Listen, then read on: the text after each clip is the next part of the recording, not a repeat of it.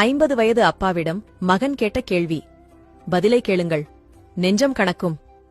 ஓர் இளைஞன் தன் தந்தையை பார்த்து கேட்டான். Cellphone, TV, computer, internet, AC, washing machine, gas connection, mixie, grinder இவையெல்லாம் இல்லாமல் உங்களால் எப்படி வாழ முடிந்தது? தந்தை பதில் கூறினார். மரியாதை, மானம், மதிப்பு, வெட்கம், உண்மை, நற்குணம், நன்னடத்தை, நேர்மை, தெய்வபக்தி, தர்மம், ஒழுக்கம் இவை அனைத்தும் இல்லாமல் இப்போது நீங்கள் எப்படி வாழப் பழகிவிட்டீர்களோ அப்படிதான். ஆம், 1940 முதல் 1990க்குள் பிறந்த நாங்கள் உண்மையாகவே வரம் பெற்றவர்கள். நாங்கள் சைக்கிள் ஓட்டினோம், ஹெல்மெட் அணியவில்லை. பள்ளி முடிந்ததும் தோழர்களுடன் பொழுது சாயும் வரை விளையாடினோம். டிவியின் முன் உட்கார்ந்ததில்லை, உயிருள்ள தோழர்களுடன் விளையாடினோம். இன்டர்நெட்டில் அல்ல, தாகம் எடுக்கும்போது குழாய் தண்ணீர் குடித்தோம்.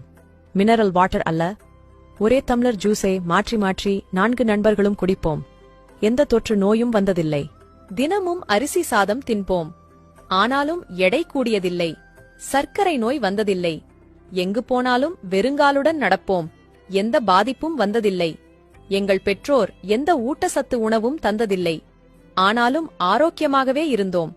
எங்கள் பெற்றோர்கள் பணக்காரர்கள் அல்ல. ஆனாலும் அன்புக்கும் பாசத்துக்கும் பஞ்சம் இல்லை. பெற்றோர்களோடு